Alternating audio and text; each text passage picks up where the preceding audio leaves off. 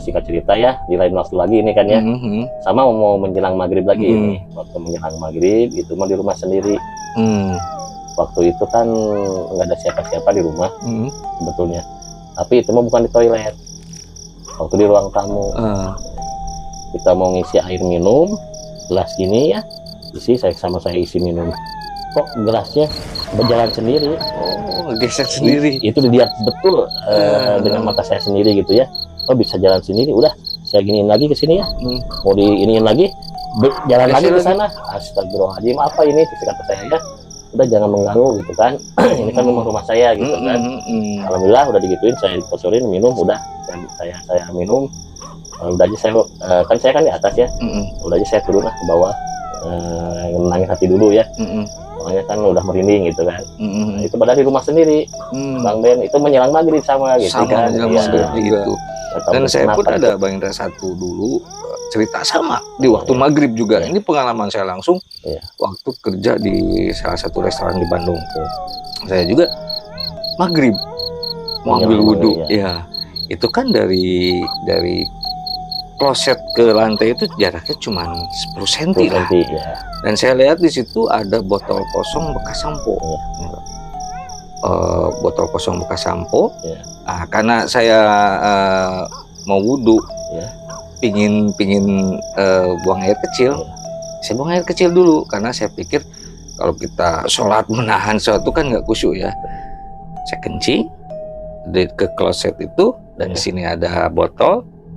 Setelah beres, saya mau wudhu, otomatis membelakangi. Begitu saya mau ambil wudhu, itu si botol kosong itu saya dengar bunyi jatuh tapi kayak dibanting.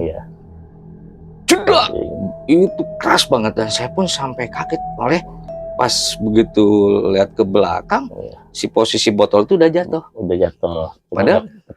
Padahal logikanya cuma 10 cm. 10 cm. Bila mana jatuh kesenggol apalah, angin atau tikus atau apa, bunyinya nggak akan sekeras itu kan, paling cuman gitu gitu lah. Ini kan dibanting. Kaget lah pas saya tengok ke belakang. Nah, ini botol udah jatuh. Nah, dari situ panik kan posisi, tapi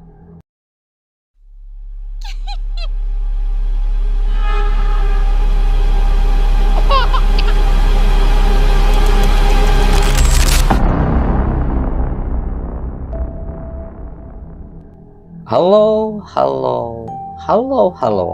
Assalamualaikum warahmatullahi wabarakatuh. Jumpa lagi di Tri Channel. Tri Channel. Malam hari ini seperti biasanya saya sudah hadirkan narasumber.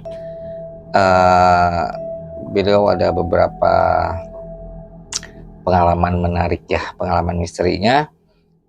Dan anehnya ini terjadinya tuh menjelang maghrib. Pada maghrib ya, pada maghrib.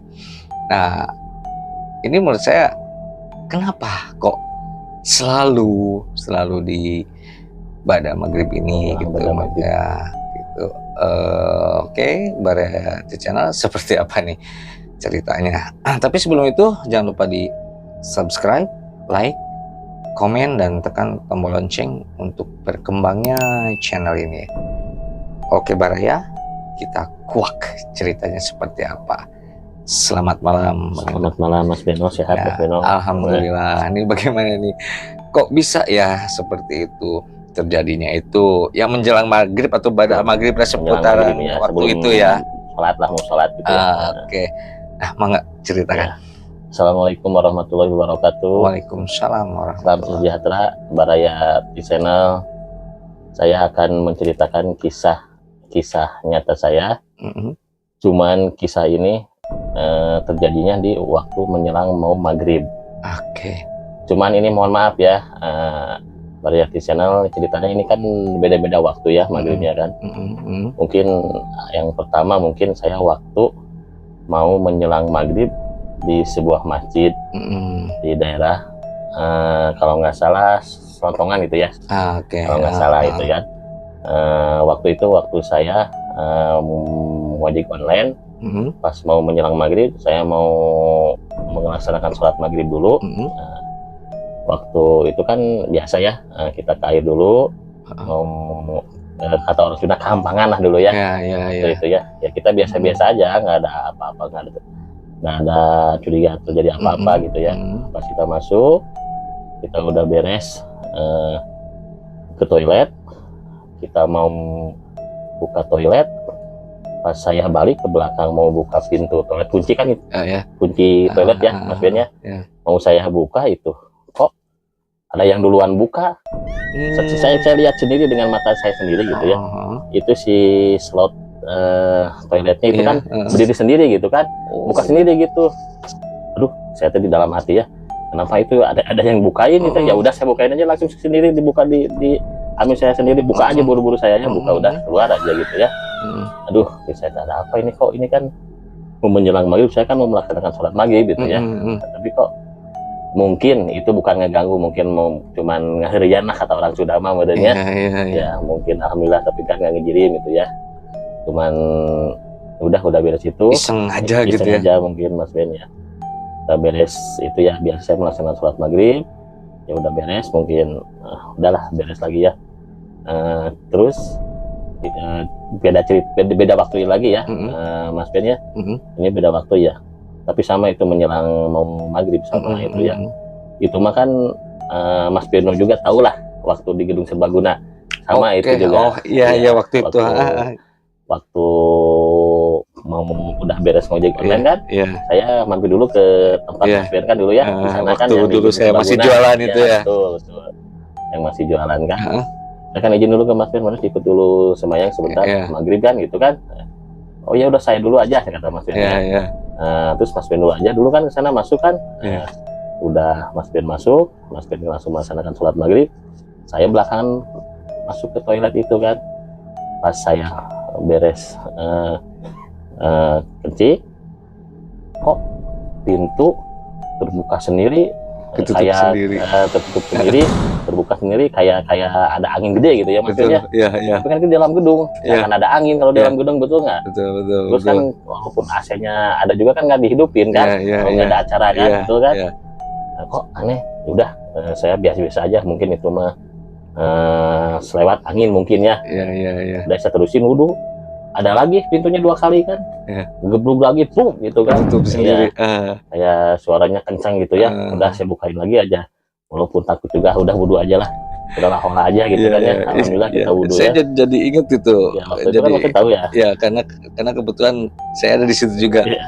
Jadi ingin menambahkan nih jadinya. Betul sekalian. Waktu itu memang posisi saya nih posisi saya tuh sedang melaksanakan sholat maghrib, dan terdengar ini Bung Indra itu di belakang itu. Kayak bunyi suara pintu yang dibanting keras banget, cedak. Dan saya udah punya feeling, wah ini nggak bener nih gitu kan, ini ada apa ini, alamat ada apa-apa. Dan saya pun di situ waktu sholat itu mungkin udah terganggu gitu ya. Udah nggak terganggu, nggak fokus gitu, udah nggak fokus. Dan ternyata setelah benar saya beres sholat, ya Bang Indra itu tadi nyeritain bahwa pintu ketutup sendiri, kebuka sendiri gitu, bahkan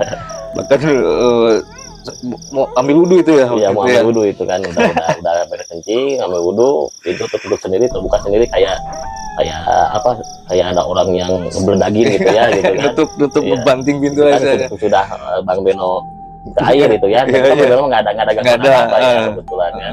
Pas bagian saya ada gitu kan. Atau gimana tuh itu, aduh. Gambarnya saya jadi inget nih. Ini pengalaman saya dulu yang sempet lupa ini. Memang dulu ya sempat. Oke. Lanjut Bang Indra. Udah gitu kan saya langsung sholat di belakang Bang Beno kan ya. Makmum lah gitu ya, kalau mau makmum walaupun hati saya nggak karuan ya, tapi tetaplah kita harus istiqomah ya sholat ya, harus dilanjutkan ya, harus khusyuk ya, harus khusyuk ya, walaupun betul kepikiran apa gitu ya. Terus kayak merinding gitu kan waktu sholat juga ya, pengen cepet beres gitu kan, ya bener Mas Ben. Jadi bener Baraya itu pengalaman saya tuh waktu menjelang maghrib. Kebetulan ini sama hostnya dulu kan, udah tahu lah hostnya gitu ya. tahu persis kejadiannya kan. Ya. Terus singkat cerita ya, itu sama juga menjelang maghrib. Itu mah dulu waktu saya di salah satu villa di Kota Bandung dulu ya. Itu paling mencekam sebenarnya, paling horor itu. Waktu teman-teman saya pada di luar, pada di rumah ya, saya menjelang maghrib biasa mau wudu itu kan, mau sholat maghrib. Saya masuk ke toilet, biasa udah beres kencing, udah beres wudu, lampu mati, gitu Mas Ben. Lampu mati pas posisi di kamar mandi? Kamar mandi, iya. Saya kaget kan, oh lampu mati. Tapi musik masih jalan kan, di luar kan pada nyetel musik ya, waktu di villa itu kan. Tapi di sini mati, kirain saya kan padam lampu gitu ya. Oh, tapi saya nggak curiga. Pas saya mau buka pintu nggak bisa dibuka gitu kan. Kayak dikunci di luar. Iya. Nah, di situ saya mulai, aduh, ini ada apa gitu kan ya? Kok bisa begini gitu kan? Sampai merinding ke atas kan, saya merinding ke sini sampai saya berdoa, sebisa-bisa saya ya berdoa. Aduh, saya gimana nih? Terus gimana saya keluar nih gitu kan ya? Saya ketrok-ketrok, nggak ada yang dengar di luar ya. Untungnya pas lagi panik itu lampu hidup lagi, Bang Ben. Oh. Ya, lampu hidup lagi, hidup sendiri, udah gitu sendiri. Berarti nggak benar-benar padam atau? Nggak langsung terus padam. Rusak atau apa enggak ya? Hidup sendiri. Tapi pas saya mau buka pintu tetap nggak bisa dibuka, Bang Ben, gitu kan? Nggak tahu kenapa. Tapi kalau rusak nggak mungkin, soalnya saya beberapa kali ke toilet itu kan bisa dibuka lancar gitu kan. Cuman itu kan pas waktu mau menjelang maghrib aja gitu kan, begitu kejadiannya kan.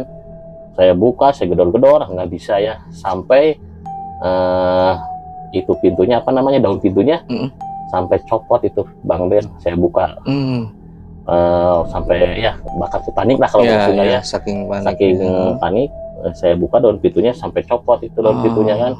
Saya gedor-gedor lagi nggak ada yang kedengaran. Tapi alhamdulillah ada salah satu teman mungkin yang mendengar saya mungkinnya menggedor-gedor dari luar, dia buka. Begitu gampangnya dibuka dari luar, Bang Ben, bisa begitu.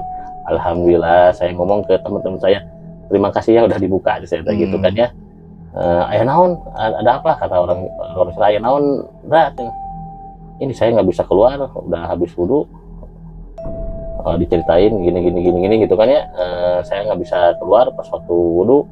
Nah, saya nggak kedengaran di nomor kendaraan baru aja tadi, tidak gitu kan. Saya gedor-gedor gitu kan. Logikanya kan kalau toilet itu nggak bisa dikunci dari luar. Mana adalah kita toilet ya kita kunci dari luar kan. Kalau untuk yang toilet umum atau seperti itulah ya. Betul. Tapi kan saya sebelumnya, Bang Ben ya, sebelum menjelang maghrib saya udah hampir 2 kali ke toilet itu nggak ada masalah apa-apa, Bang Ben. Ya itu pas mau menjelang maghrib aja nggak tahu tuh kejadiannya udah berapa kali tuh ya. Saya menjelang maghrib suka digodain gitu ya. Nah udah gitu kan, teman-teman yang lain mah nggak terjadi begitu kan. Udah saya keluar, yang lain masuk ke sana sama mengwudukan, nggak terjadi apa-apa. Udahlah, singkat cerita ya, di lain waktu lagi ini kan ya, sama mau menjelang maghrib lagi ini. Waktu menjelang maghrib itu mah di rumah sendiri.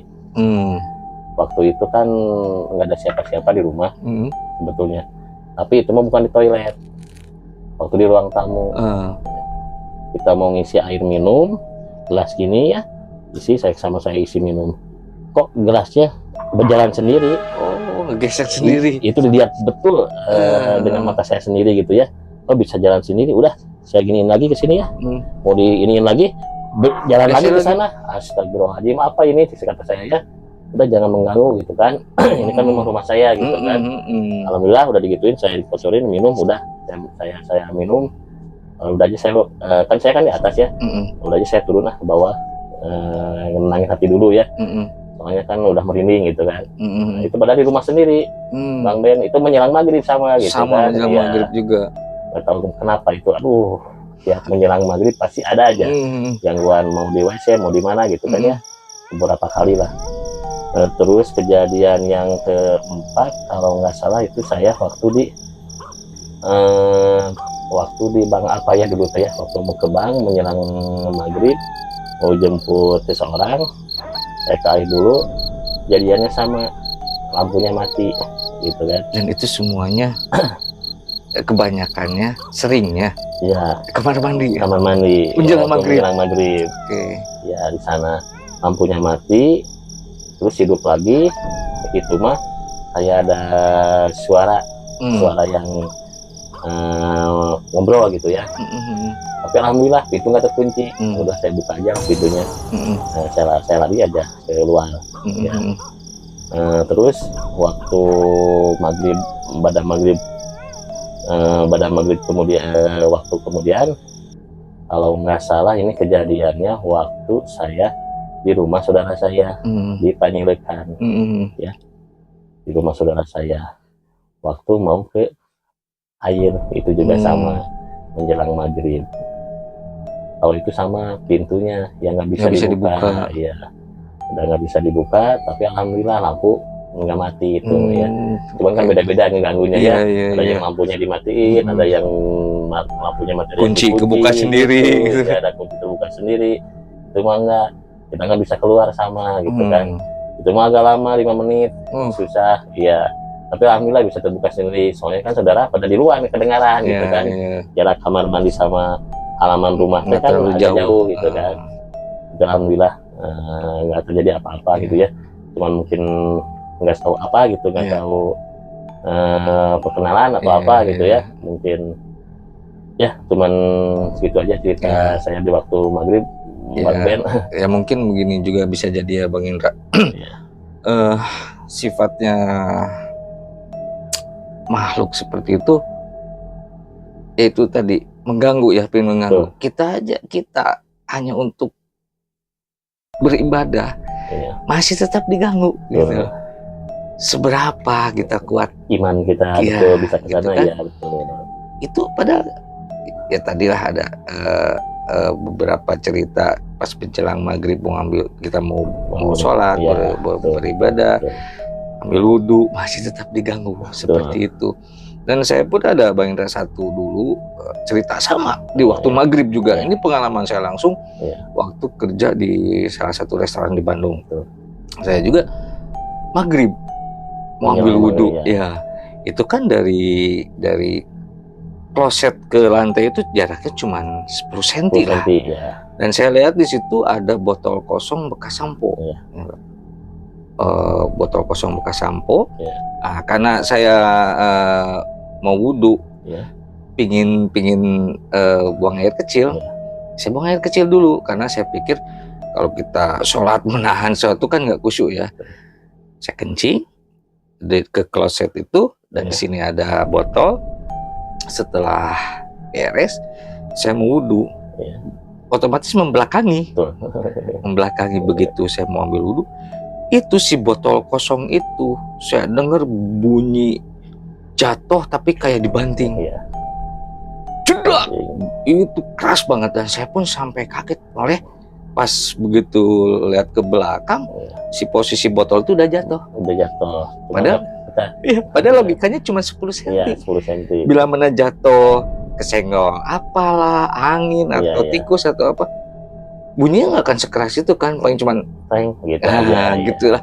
Ini kan dibanting. Duh, kaget lah pas saya tengok ke belakang. Nah, ini botol udah jatuh. Nah, dari situ panik kan posisi, tapi berusaha tenang ya. Saya pikir gini, saya kok ini mau wudhu, mau ibadah, mau sholat gitu kan, misalnya maghrib ini kejadiannya. Udah gitu, udah saya beres, langsung ke atas dan seperti itulah gangguan di menjelang maghrib ya. Ya terutama bagian pas menjelang maghrib ini gitu ya, mungkin ya samalah Bang Indra, saya pun ada satu pengalaman itu, mungkin 2 kali yang waktu kita sholat bareng itu ya. Bareng itu Oke, ya mungkin seperti itulah Baraya ya, intinya walau bagaimanapun tetap yang namanya mereka itu sifatnya ingin mengganggu kita. Mungkin Baraya sendiri nanti yang bisa mengambil hikmahnya dari cerita ini. Saya juga Bang Ben ya, sekarang mah kalau misalkan mau ke air, kayak di hotel atau di mana gitu ya, kalau misalnya kita main ke Manara atau kemana, saya nggak berani ngucip itu kamar mandi, dibukain aja kalau menjelang maghrib mau Sampai wudhu. gitu Iya, ya? soalnya takut kejadian lagi gitu kan, Bang Ben, bener nggak? Iya betul betul. Soalnya pasti pas mau kamar mandi menjelang maghrib, wah masih keinget gitu ya dulu gitu kan. Nah, Ada rasa traumatiknya makanya gitu ya. nggak saya kunci, udah aja biarin nggak dicelotin, cuman sedikit aja mulai, walaupun biar ada temen laki-laki semua lah ya kan, nggak ada ceweknya kalau kita misalnya dari tempat kerjaan main ke mana atau kemana gitu ya, ataupun tetap ke rumah teman gitu kan, kecuali kalau ada ceweknya ya mau nggak mau dikunci gitu kan, malu ya. Ya gitu Mas Bang Ben. Oke Bang Indra, ceritanya menarik juga ya. Menariknya apa ya ini, entah ini kebetulan entah atau bagaimana kejadian itu menjelang maghrib. Oke, Barete Channel, akhir kata, wassalamualaikum warahmatullahi wabarakatuh. Waalaikumsalam warahmatullahi wabarakatuh. Ya, Mas Ben.